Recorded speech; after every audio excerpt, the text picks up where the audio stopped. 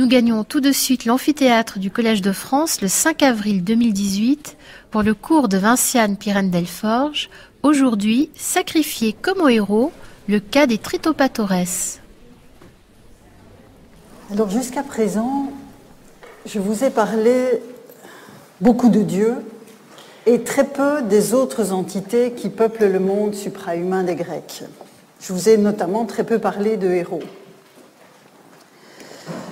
La seule mention que j'ai faite de héros se trouve dans un passage d'Hérodote que nous avons vu il y a déjà plusieurs semaines. Et c'était en fait une affirmation en creux, puisque quand il présentait l'origine, ou en tout cas l'origine supposée des dieux grecs en Égypte, Hérodote signalait, au bout de son développement sur les onomata que nous avons analysés, que les Égyptiens ne rendaient pas de culte à ce type de figure. Et l'importance des héros dans son propre monde, c'est-à-dire dans le monde grec, justifie que l'enquêteur ait mentionné cette information en passant dans le contexte de sa mise au point, donc sur la matrice égyptienne de la religion grecque, puisque cette composante importante de la religion grecque que sont les héros n'apparaît pas dans cette prétendue matrice égyptienne. Alors, vous aurez peut-être remarqué ici, donc, dans cette affirmation que j'ai mise en évidence, vous aurez peut-être remarqué que l'on trouve à nouveau ce verbe nomizein dont nous avons déjà abondamment parlé, notamment dans l'étude, dans l'analyse de la formule nomizein tous theous qui figurait dans l'intitulé des 3 cours qui viennent de s'écouler.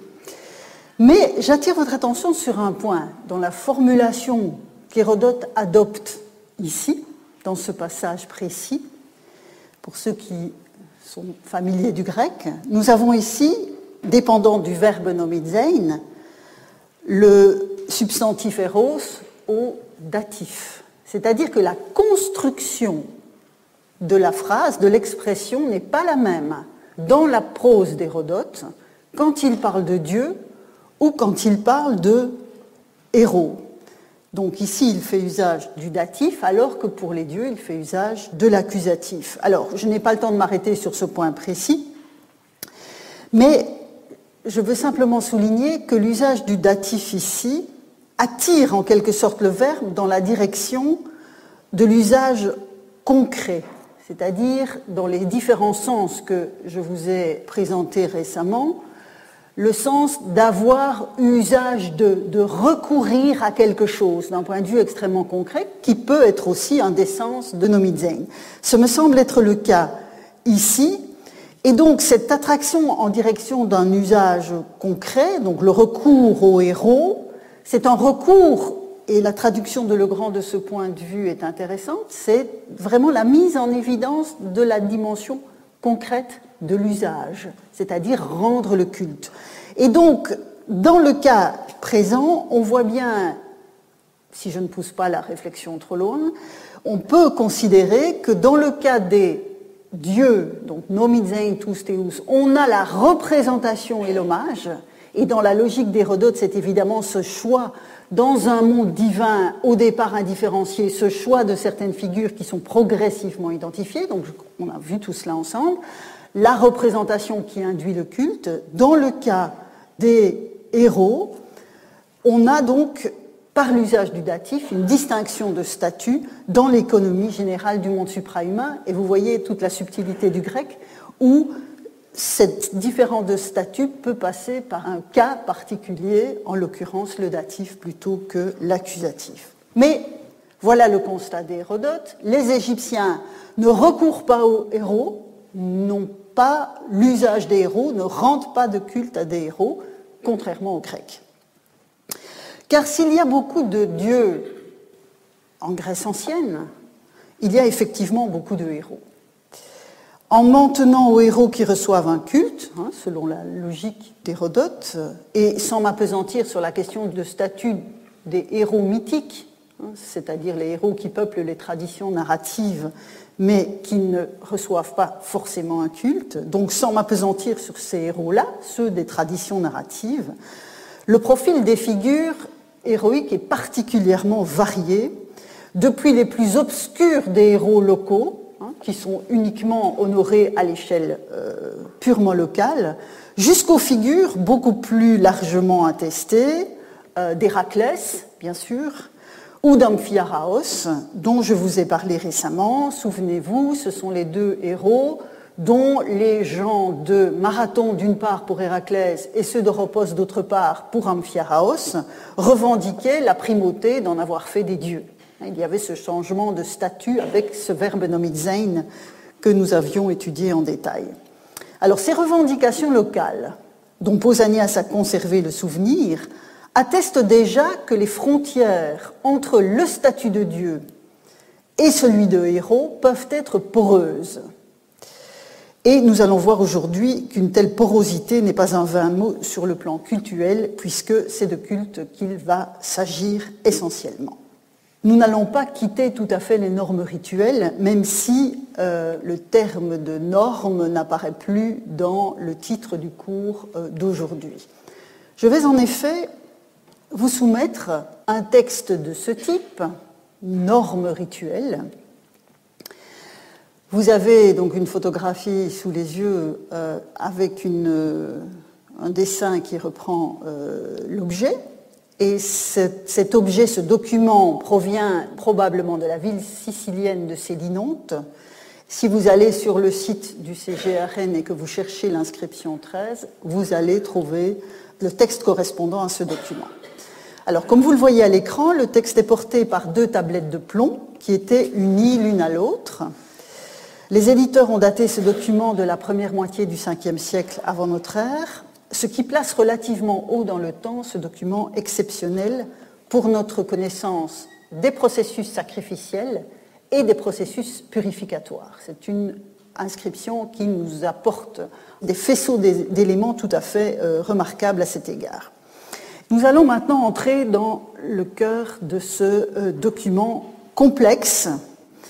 Et donc sur la face A de la tablette sont énumérés différents sacrifices dont les premiers vont nous retenir plus particulièrement puisque en fait toute la face A n'est pas reprise ici à l'écran.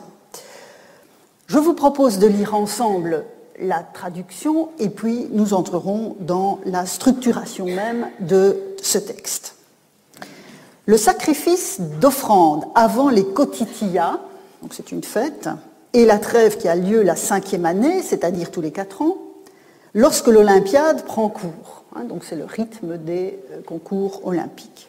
À Zeus Euménès, un animal, et aux Euménides, un animal adulte, et à Zeus Meilikios, vous voyez ici 2 épiclèses de Zeus, ça nous est familier maintenant, 2 épiclèses de Zeus, Euménès et Meilikios, dans le lieu de Myskos, un animal adulte, aux Tritopatores, les voilà, ce que mon titre annonce, aux Tritopatores impurs comme aux héros, ayant versé du vin par le toit, des 9 portions en brûler une, ceux à qui c'est religieusement permis sacrifieront un animal et feront la consécration, sous-entendu, en le brûlant.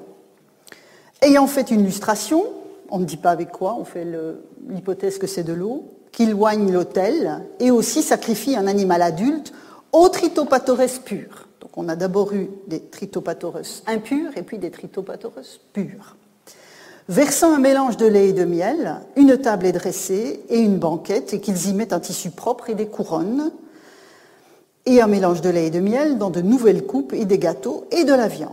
Ayant offert des prémices, qu'ils les brûlent et oignent, ayant déposé les coupes sur l'autel, les sacrifices ancestraux sont faits comme pour les dieux, à Zeus Meilikios, dans le lieu de Tidamos, qu'il sacrifie un bélier non castré. Vous reconnaissez le style inimitable de ce type de normes rituelles, avec une accumulation de prescriptions, en l'occurrence ici des prescriptions sacrificielles, qui visent évidemment à donner des indications précises à ceux qui doivent accomplir ces différents rituels. Alors, ce texte est complexe et je vous le présente sous forme de tableau, ce qui va nous faciliter l'analyse. Un tableau où l'on retrouve donc les différentes séquences du passage de la partie de la face A que je viens de lire avec vous. On a donc un sacrifice à Zeus Ménès, un sacrifice aux Euménides, un sacrifice à Zeus Meilikios, alors dans l'endroit de Myskos, on ne sait pas exactement à quoi cela fait référence, mais c'est assez accessoire pour mon propos d'aujourd'hui.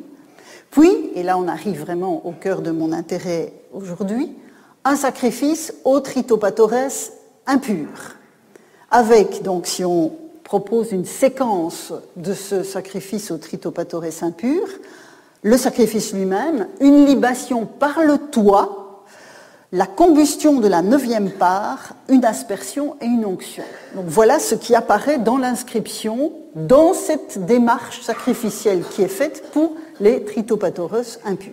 Puis on passe au Tritopatores pur, sacrifice, libation, mise en place d'une table et d'une couche avec offrande alimentaire, c'est ce qu'on appelle en grec une théoxénia, c'est l'accueil du Dieu, c'est la manière de le recevoir à table, une théoxénie.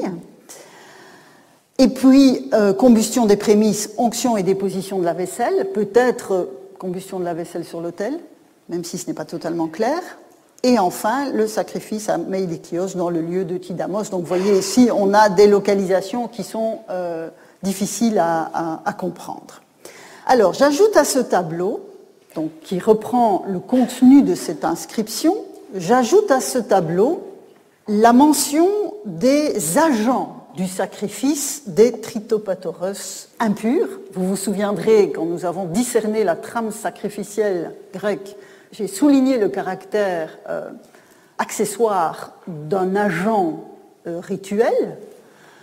Donc il n'y a pas d'obligation, contrairement au sacrifice perse dont Hérodote nous parlait, en contexte sacrificiel grec, il n'y a pas d'obligation de recourir à un prêtre.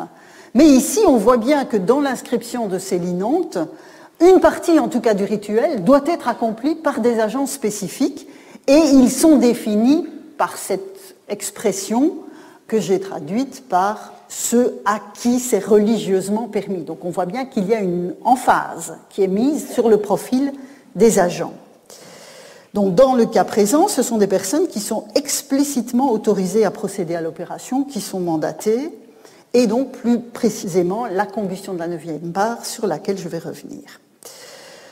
Dans les autres cas, vous remarquez, il n'y a pas de mention de l'agent, donc ça doit être laissé au libre choix et à l'appréciation du groupe. Alors, un autre élément qu'il me faut ajouter au tableau, enfin plutôt deux éléments qu'il me faut ajouter à ce tableau, est la qualification des sacrifices qui s'adressent aux Tritopatores impurs, puisque le texte nous dit qu'il faut leur sacrifier comme aux héros. Et cette expression opère évidemment un contraste explicite avec une autre expression que l'on trouve dans le texte et que je viens d'afficher. À la fin de toute cette procédure, il est souligné que les sacrifices ancestraux sont faits comme aux dieux. Et même s'il nous est difficile de savoir exactement à quel sacrifice cette affirmation s'applique, on peut partir de l'hypothèse que c'était effectivement en contraste avec ce sacrifice aux héros que le rédacteur ou les rédacteurs de cette inscription ont considéré qu'il était nécessaire de préciser « attention, il y a un sacrifice pour les héros, mais les autres se font comme aux dieux ». Donc, catégorisation très claire dans cette inscription. Nous voici donc face aux différentes prescriptions de ce texte complexe, dont la structure est loin d'être limpide, que ce soit d'ailleurs la face A ou la face B, mais je vous épargne la face B qui nous emmènerait ailleurs. De plus, on trouve dans ce texte la trace de plusieurs mains et différents niveaux de composition. Donc la matérialité du texte souligne aussi sa complexité. Ces constats rendent l'interprétation du document particulièrement délicate. Alors, s'agit-il d'un brouillon, de notations éparses pour mémoire? S'agit-il de la préparation d'un affichage qui devait se faire sur un support différent et qui aurait explicité ce qui reste implicite ici? Il est évidemment impossible de répondre à ces questions, mais toutes ces questions vous montrent pourquoi, depuis 35 ans, on continue de creuser le sillon de l'interprétation de cette inscription. Il n'est pas non plus évident de savoir quelle est l'instance émettrice du document. La cité doit se trouver en arrière-plan des rituels accomplis, mais le détail de l'implication d'éventuels agents officiels, parce que ici, ceux à qui c'est religieusement permis, on n'en connaît pas le statut. Est-ce que c'est un groupe qui est associé à une famille, à une communauté gentilice, ou est-ce un groupe qui est mandaté par la cité? Nous n'en savons rien. Quoi qu'il en soit, ce que je souhaite évidemment discuter maintenant, c'est le statut des destinataires des opérations sacrificielles qui sont en jeu. Je vais m'attacher à la figure des tritopatores, comme l'annonce donc le titre, non sans avoir attiré votre attention sur l'importance de Zeus dans ce contexte, qui porte donc, je l'ai dit tout à l'heure, l'épiclèse de Ménès et de Meilékios. On le voit donc se décliner dans deux lieux différents. Et Zeus Ménès et Zeus Meilékios, c'est le doux, le bienveillant. Donc les tritopatoros, ou tritopatreis, comme on peut les appeler aussi, désignent étymologiquement les troisièmes pères, les pères de la troisième génération, et leur nom est une manière d'évoquer la continuité d'une lignée. Au-delà du strict comptage des générations, leur nom renvoie aux premiers ancêtres, à ceux qui ont enclenché un processus de génération. Ce sont dès lors des ancêtres collectifs. Encore une fois, vous remarquez, c'est un pluriel. Ce sont des ancêtres collectifs partagés qui protègent la continuité de la communauté. Dans la cité d'Athènes, on sait, par quelques textes malheureusement très fragmentaires, que les jeunes gens leur adressaient des prières, donc aux tritopatoros, des prières au moment de se marier pour favoriser la conception des enfants. Donc on voit bien qu'il y a là une dimension de protection de la génération qui est essentielle dans la compréhension de leur profil. Des glosses assez marginales ont également assimilé les tritopatoros au vent, donc les vents, nés d'Ouranos et de Gaïa, donc du ciel et de la terre, au début du monde. Donc là, on a une projection de ces figures des troisièmes pères dans un schéma cosmogonique. Le statut de ces entités, dans ce cas précis, est relativement flottant. Donc, vous voyez des figures qui sont partagées au-delà de ces linontes. Ce n'est pas une caractéristique purement locale. Les tritopatoros sont attestés dans toute une série de cités. Je ne les énumère pas tous, mais ce sont des figures qui sont partagées sur un plan relativement général. Si je reviens maintenant à ces linontes, vous avez remarqué que les tritopatoros portent des qualificatifs contrastés. Ils sont purs et impurs, ils sont kataroi et miaroi. Alors, les termes de la discussion que je veux vous soumettre sont assez simples, une fois que j'ai constaté ceci. Selon les premiers éditeurs de l'inscription, Jameson, Jordan et Kotansky, c'est le sacrifice aux tritopatoros impurs qui les transforme en tritopatoros purs. Donc le sacrifice a une vertu purificatoire dans leur interprétation. Il s'agit dès lors, selon eux, d'un groupe de destinataires, un groupe ancestral, dont l'opération sacrificielle modifie le statut. Donc ça, c'est une première interprétation. Cette interprétation a été contestée assez rapidement par Kevin Clinton dans un article qui se penchait sur le statut des figures suprahumaines de l'inscription de ces linontes. Alors, selon Clinton, il ne faut pas considérer qu'on a affaire à un seul groupe dont le statut change, mais qu'on a deux groupes différents, les purs d'un côté, les impurs de l'autre, chacun recevant un type de sacrifice spécifique.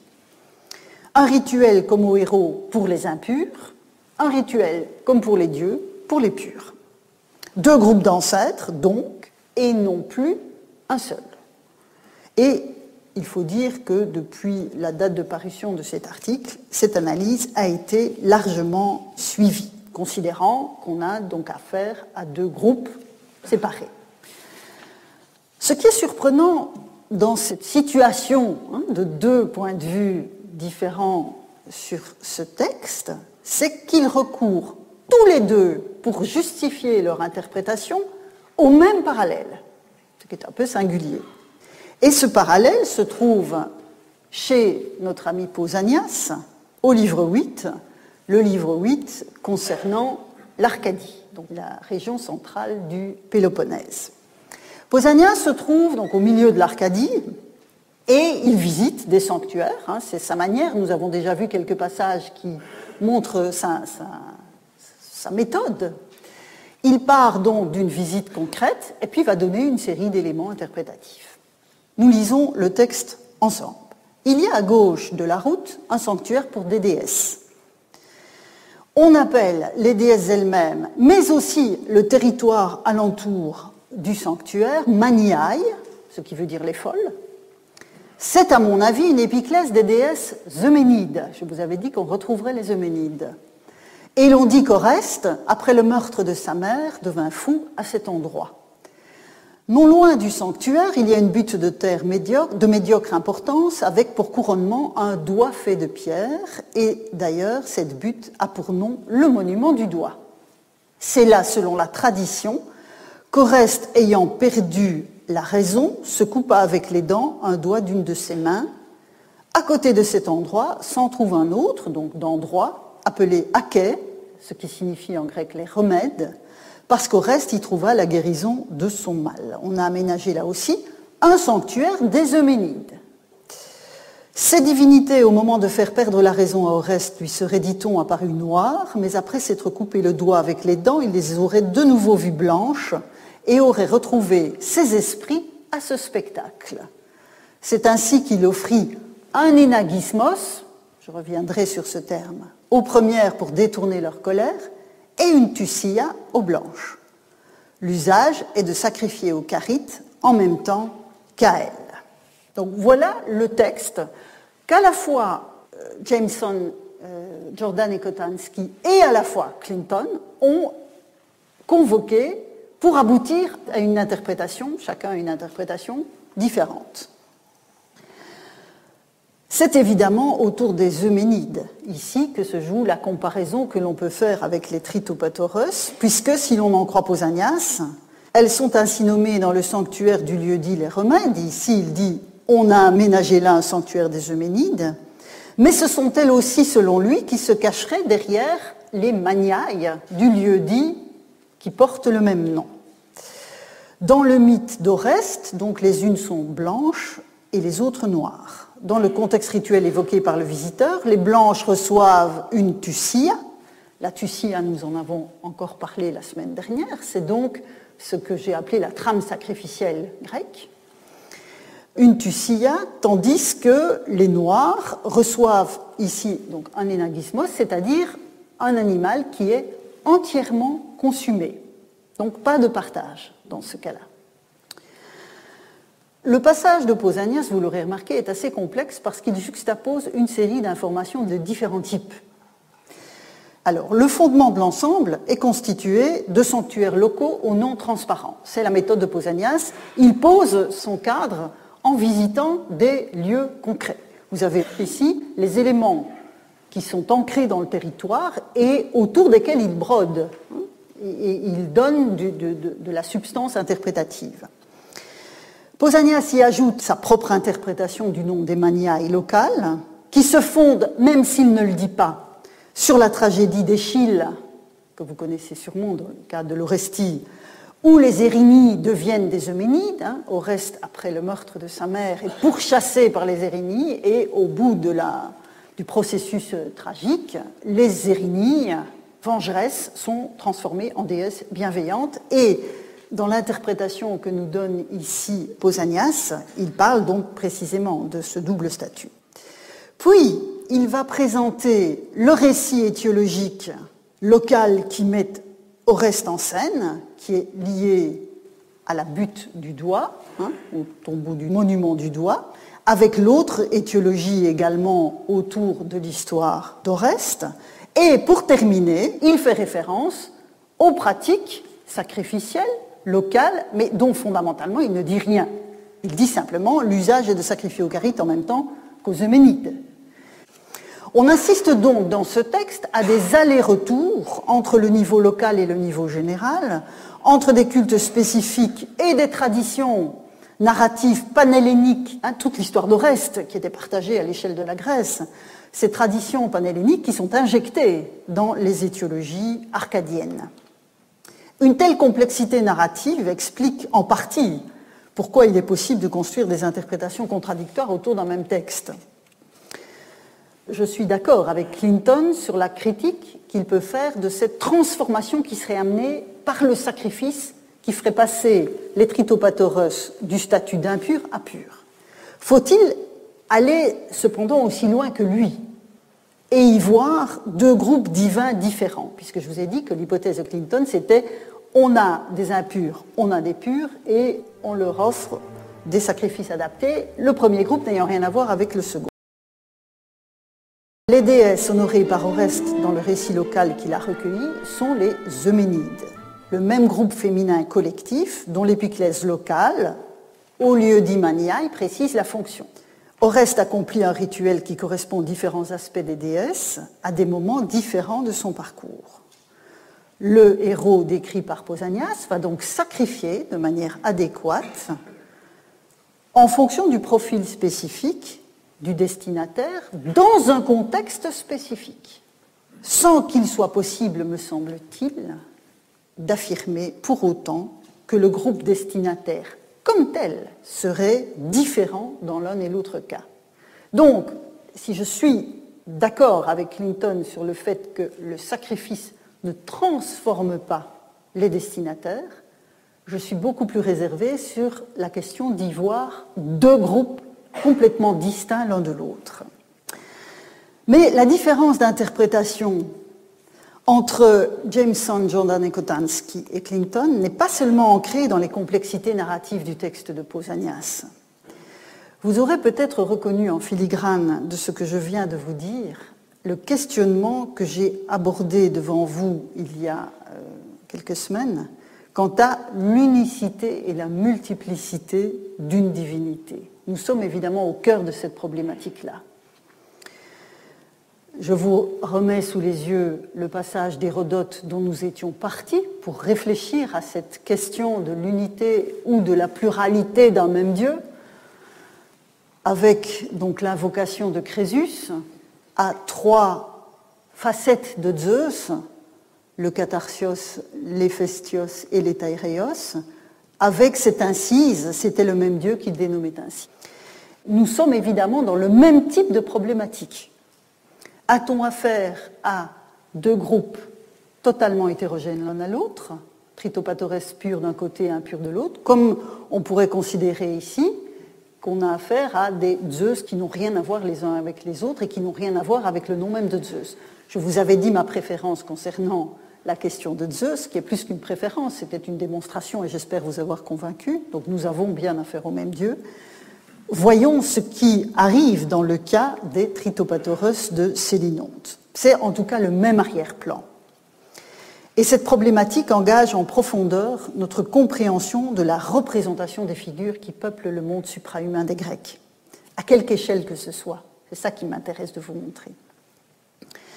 Je fais donc l'hypothèse que les tritopathores purs et impurs de Célinonte sont en fait un seul et même groupe d'ancêtres. Ils ont le même nom. De la même manière que les Euménides arcadiennes, en tant que groupe, peuvent être blanches et noires.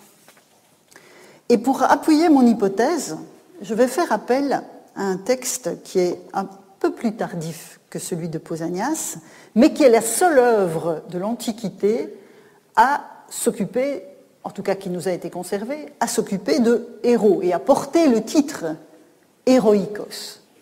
Et donc Philostrate, dans ce texte, et plus particulièrement dans le passage que je veux vous soumettre, évoque en fait le lieu supposé du tombeau d'Achille, grand héros de la guerre de Troie s'il en est, alentour de Troie, près du site de l'ancienne Troie. Et l'oracle de Dodone aurait en fait ordonné aux Thessaliens, donc des compatriotes d'Achille, de sacrifier chaque année aux héros, mais vous allez voir que ce n'est pas uniquement aux héros comme tel, à cet endroit de la Troade. C'est sur ce contexte que s'inscrivent les passages que je vous soumets ici. En effet, nous dit Philostrate, L'oracle ordonna aux Thessaliens de faire voile vers Troie pour sacrifier chaque année à Achille et égorger une partie des animaux comme il convient à un dieu, ostéo, et l'autre partie, selon ce qui est choix, aux morts, os en moira ton kaimenon. Ton kaimenon, on pourrait presque traduire ça par les gisants. Et puis, après avoir donné cette indication générique, Philostrate entre dans la description plus précise de ce qui se passe à Troie dans ce contexte. S'étant rendus au tombeau, ils invoquaient Achille. Après avoir couronné le sommet du tertre, ils y creusaient des fosses et égorgeaient le taureau noir comme pour un mort. Os tetneoti, donc là on a vraiment le défunt. Après avoir dépecé et fait se consumer intégralement l'animal, ils redescendaient aussitôt vers le navire, et après avoir sacrifié sur le rivage l'autre taureau, à nouveau pour Achille, et procédé à l'offrande par le panier sacrificiel et les viscères, les splankna, dans le cadre de ce sacrifice-là, car, précise Philostrate, car ils accomplissaient ce sacrifice comme pour un dieu, donc on n'est plus dans le registre de la mortalité, c'est pour un dieu, ils s'en allaient à l'aube, emmenant l'animal sacrifié afin de ne pas festoyer en territoire ennemi. Voilà le texte, on a donc un bœuf couleur noire qui est d'abord égorgé sur le tertre funéraire, et l'expression est claire, c'est comme pour un mort, et puis un taureau blanc qui est sacrifié comme un dieu, avec la trame sacrificielle de la Tucia que nous avons vue la semaine dernière. Quand vous avez la mention ici, procéder à l'offrande par le panier sacrificiel, c'est-à-dire que c'est la mention des orges qui sont jetées et des bandelettes qui servent à décorer l'animal, vous avez les splankna, donc la manipulation des viscères qui est typique de cette partie de la Tucia où on donne une partie de l'animal au dieu et puis le reste est conservé pour les sacrifiants. Et vous avez incontestablement ici la mention du banquet qui suit une Tucia. Donc on voit bien qu'on a deux tonalités extrêmement différentes de part et d'autre. Alors à ce passage de Philostrate, pour appuyer encore davantage mon argumentation, s'en ajoute un autre de Pausanias, et nous retrouvons Héraclès. Héraclès, donc ce héros-dieu, au statut particulier, dont les traditions narratives de la Grèce nombreuses racontent les exploits qui l'ont amené précisément du statut de mortel à celui de Dieu. Alors, que nous dit Pausanias? Nous sommes au livre 2, donc nous avons quitté l'Arcadie, nous sommes revenus ici du côté de la Corinthie. Nous sommes à Sicyone, plus précisément, et Pausanias décrit Sicyone. Ailleurs, dit-il, se trouve encore un sanctuaire d'Héraclès. Toute cette enceinte s'appelle Paidice et le sanctuaire est au milieu de l'enceinte. Donc du Pausanias absolument classique. Pour le sacrifice, donc voici ce qu'ils ont coutume d'accomplir. Ils racontent que Phaistos, venu sur le territoire de Sicyone, les trouvant en train d'offrir un énagismos, revoilà le terme, à Héraclès, comme à un héros. Os héros enagizantas, donc offrant un énagismos comme à un héros. Alors Phaistos ne jugea pas digne d'agir de la sorte, mais bien de lui sacrifier comme à un dieu, ostéotuein. Et encore maintenant, quand les Sicyoniens égorgent un agneau et qu'ils font brûler les cuisses sur l'autel, ils mangent une part des viandes au titre de prélèvement d'un hiereion, donc d'un animal sacrificiel, et ils offrent un énagismos, une part comme à un héros, os héros, ton créon enagitsosi. Alors, les habitants du lieu n'ont évidemment pas totalement obéi, n'ont pas totalement respecté plutôt les injonctions de Phaistos, puisqu'ils accomplissent en fait un rituel double, dans le texte de Pausanias, un rituel double qui va attirer l'attention sur le double statut d'Héraclès, un héros devenu dieu, comme dans le cas d'Achille à Troie. Avec cette différence, évidemment, que dans le cas d'Achille, on a deux animaux différents qui sont soumis à deux manipulations différentes, en tant que défunt d'un côté, en tant que dieu de l'autre, tandis qu'un seul animal est offert à Héraclès, en tout cas si l'on en croit le témoignage de Pausanias, mais avec une double manipulation, comme un héros, comme un dieu. Donc ce n'est pas identiquement la même chose, mais c'est extrêmement comparable. Alors, après ce détour Par des parallèles, revenons maintenant à Sélinonte avec la séquence dans laquelle s'inscrit le sacrifice au Tritopathoros impur et le sacrifice au Tritopathoros pur. Le parallèle entre les Tritopathoros et Héraclès est d'autant plus intéressant, et ici je vais en arriver à la 9e part sur laquelle je vous ai dit que je reviendrai. Donc la 9e part, qu'est-ce que c'est ? C'est le produit de la division de l'animal en 9, donc des ensembles de viande, de viscères et de toute la composition de la carcasse de l'animal dont nous avons parlé la semaine dernière. Et donc on en fait 9 parts et on en brûle intégralement une. C'est ça, la combustion de la 9e part. Or, et je reprends ici une des normes rituelles que l'on trouve dans le CGRN, cette norme rituelle vient de Tassos, elle date du début du 5e siècle et donc elle m'intéresse puisqu'elle est contemporaine de l'inscription de Sélinonte. Je suis donc dans un contexte chronologique comparable à défaut d'être dans une même ère géographique, puisque entre Tassos et la Sicile il y a de la marge. Mais ce qui m'intéresse de vous montrer ici, c'est que dans cette norme rituelle qui réglemente le sacrifice pour Héraclès Stasios, donc l'Héraclès du lieu, il y a une interdiction de faire une division en 9 parts. Alors ici, donc, la prescription est négative, puisqu'à Sélinonte, on doit faire brûler la 9e part. Ici, on ne peut pas le faire, mais ça veut dire que d'habitude, on le fait. Donc l'inscription de Tassos évoque la combustion de la 9e part, attestant par là donc, que ce type de manipulation sacrificielle n'est pas une particularité de Sélinonte. Là aussi, c'est quelque chose qui fait partie d'une certaine trame, celle qui s'adresse aux héros. Or, et j'en arrive évidemment maintenant au cœur de ma démonstration, la complexité de la figure d'Héraclès, que ce soit l'Héraclès de Tassos, l'Héraclès de Sicyone, et puis dans toutes les cités où il est honoré, ne l'empêche pas d'être une seule et même figure, dont les traditions narratives expliquent le parcours et le changement de statut. Le cas des Tritopathoros, en tant que groupe ancestral assez peu déterminé, n'est pas entièrement superposable au cas d'Héraclès, puisque d'un côté on a un héros panhellénique largement partagé, de l'autre des figures ancestrales peu déterminées et qui n'ont pas véritablement fait l'objet de grandes traditions narratives.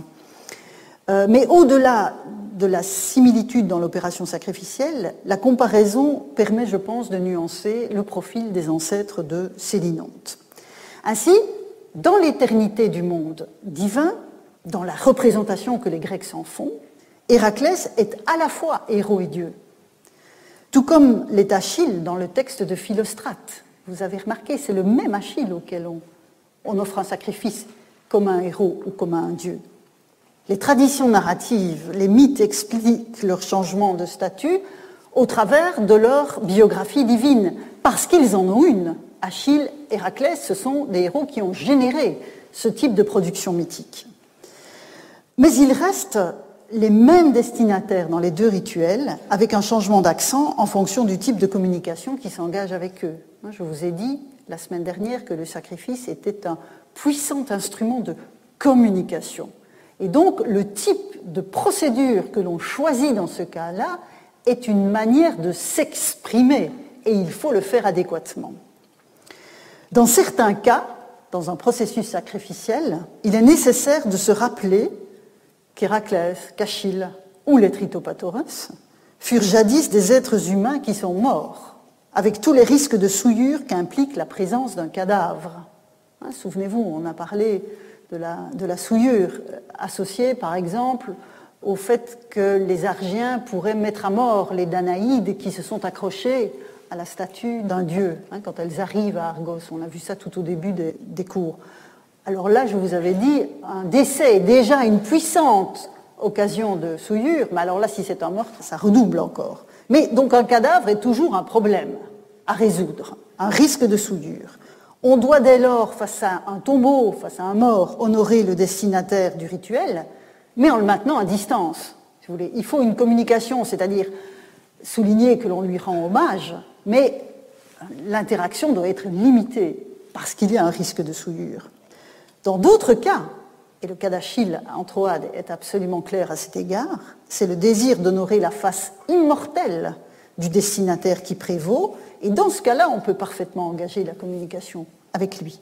Il n'y a plus de risque de souillure lié à la mort. L'interaction qu'induit la Tucia est sans danger dans ce cas-là. Alors pour Héraclès ou Achille, bien connus par des dizaines de textes et qui ont fait l'objet de récits biographiques, si on peut s'exprimer ainsi pour des héros, l'ambivalence est clairement marquée par leur double statut, héroïque et divin, traduit par des rituels spécifiques. On vient de le voir.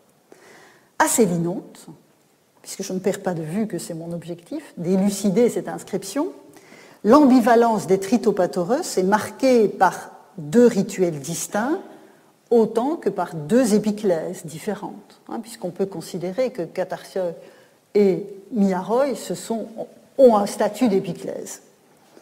Ces ancêtres sont identifiés comme impurs et purs, ce qui signifie que l'interaction avec eux doit être précautionneuse dans un premier moment, dans le cas du premier sacrifice qui leur est offert, peut-être à leur tombeau, parce qu'il y a une libation qui se fait à travers un toit, qui n'est pas spécifié, parce qu'évidemment ceux qui lisaient l'inscription savaient exactement de quoi il s'agissait, mais la mention du toit évoque probablement un monument funéraire. Donc, précaution dans l'interaction avec ces anciens défunts, tandis que la communication peut être beaucoup plus détendue dans le second cas, quand on s'adresse à eux dans leur profil d'ancêtres purs. Il y a donc une gradation qui fait passer d'un rituel de haute intensité, comme on dit dans ces cas-là, haute intensité, un surcroît de précaution, à un rituel de basse intensité, une Tucia alors agrémentée d'une théoxénie dans le cas de Célinonte, et on passe ainsi d'un sacrifice à l'autre.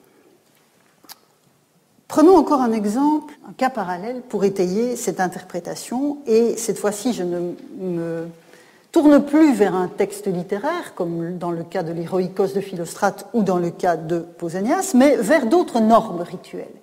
Alors, le parallèle que je veux vous soumettre est un calendrier sacrificiel du IVe siècle, avant notre ère, qui règle la répartition du coût des sacrifices dans un dème athénien. Donc c'est un document comptable, mais qui a la vertu de nous donner des informations sur les rituels.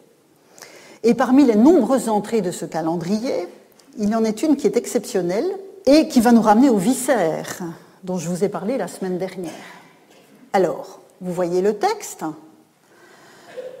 Nous sommes au mois Antesterion, pendant les Diasia, c'est-à-dire une fête pour Zeus Meilikios, comme c'est précisé ensuite, en ville à Agraï.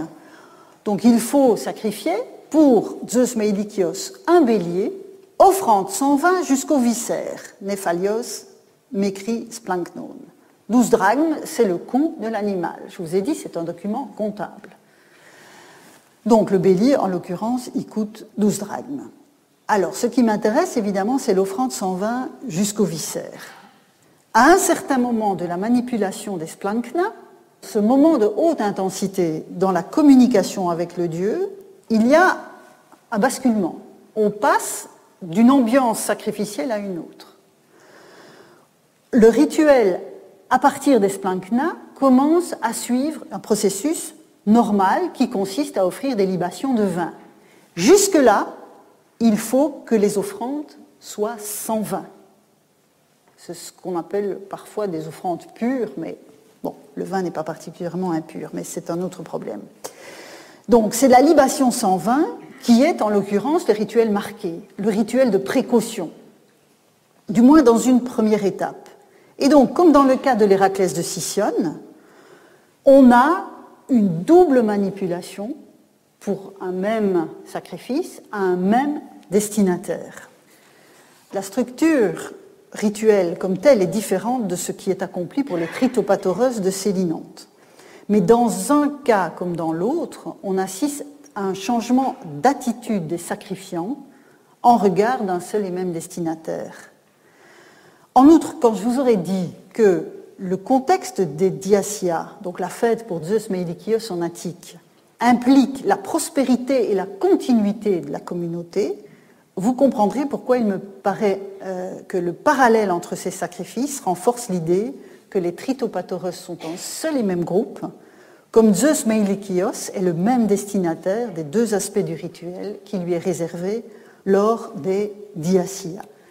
Il n'y a pas de raison de penser autrement le processus auquel on a affaire.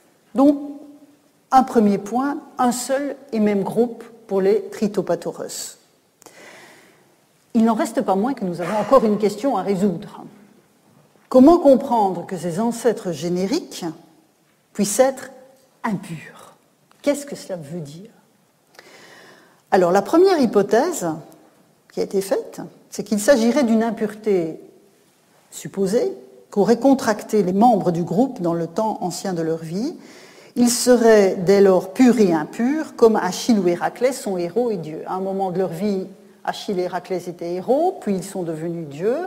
Eh bien, les Tritopathoros, à un moment de leur vie, auraient contracté une impureté, une souillure, dans leur biographie dont on ne sait rien. Ça, c'est la première hypothèse. La deuxième hypothèse consiste à rapporter cette impureté non pas à une souillure contractée pendant l'existence des ancêtres et dont on ne saurait rien, qu'il faudrait supposer, mais bien au fait qu'ils furent un jour des défunts, des cadavres, et en tant que tels, une source potentielle de souillure pour les vivants qui sont en contact avec leur sépulture. Le passage de Philostrate à propos d'Achille est clair à cet égard. Souvenez-vous, c'est à la tombe du héros qu'a lieu l'égorgement du taureau noir. Un rituel de haute intensité.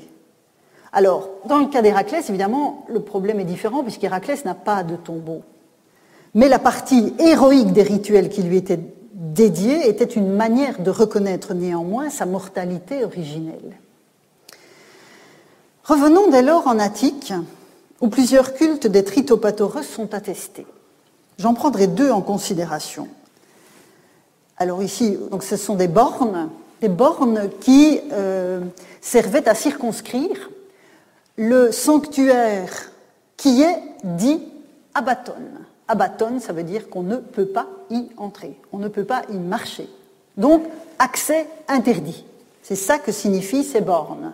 Voilà le hieron des Tritopatres, mais il est interdit d'y aller. Or, l'abaton en question, qu'on a retrouvé, que les archéologues ont identifié, l'abaton a été établi sur d'anciennes sépultures, dans un contexte d'inhumation.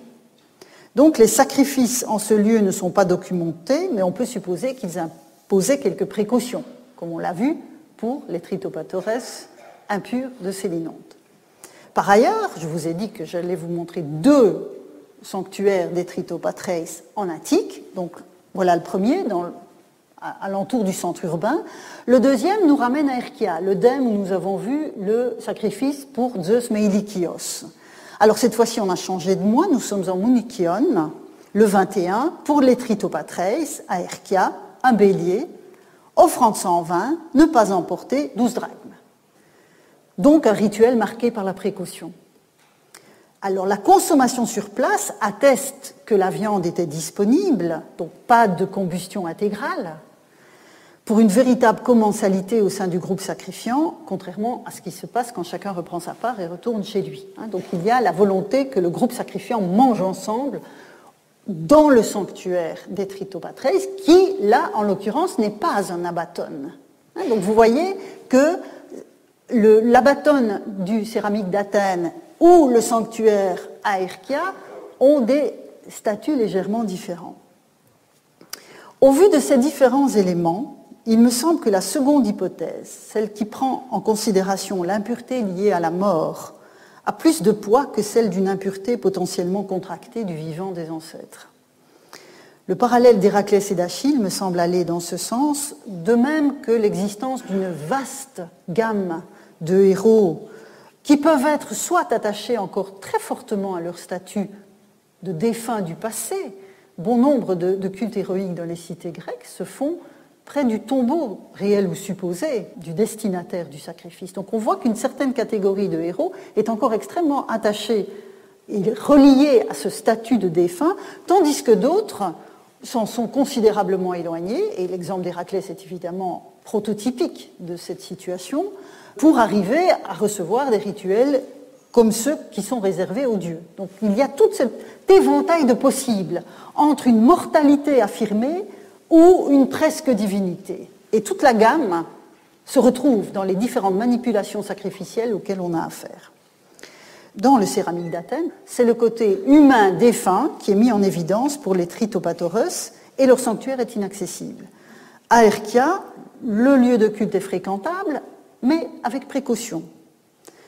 À Sélinonte, les deux possibilités sont prises en compte en plaçant successivement ses ancêtres aux deux extrémités de l'éventail que je viens d'évoquer, celui du statut des entités suprahumaines.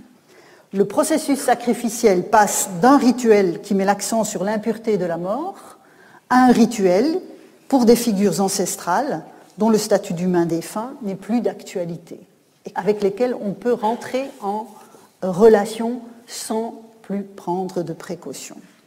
Dès lors, en sacrifiant aux ancêtres impurs comme à des héros et immédiatement aux purs comme à des dieux, on ne transforme pas les destinataires, mais on reconnaît leurs différents statuts et on s'adapte à la nécessité de les honorer de manière adéquate sous leurs différentes facettes. Et donc vous voyez que je me situe entre l'interprétation des premiers éditeurs et celle de Clinton. En conclusion, le monde suprahumain des Grecs est peuplé de figures aussi nombreuses que complexes, et dont le statut n'est pas figé selon une catégorisation rigide où les frontières seraient claires et parfaitement étanches entre les dieux, les héros, les humains mortels. Alors ces catégories existent bien sûr, et elles sont souvent formalisées dans la littérature.